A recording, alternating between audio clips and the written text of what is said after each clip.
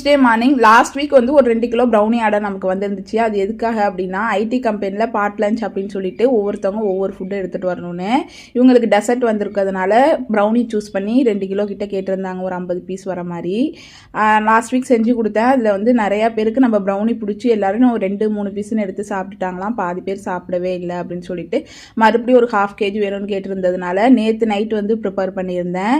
எப்பயுமே brownie night வந்து செஞ்சு வச்சுருவேன், காலையில் தான் கட் பண்ணுவேன். எப்பயுமே மைதா ப்ரௌனி ப்ரிஃபர் பண்ணுறதில்ல யாருக்குமே. யார் கேட்டாலுமே ராகி ப்ரௌனி தான் செஞ்சு கொடுக்குறது, என்ன அமௌண்ட் பெருசாக வந்துட போகுது அப்படின்னு சொல்லிட்டு.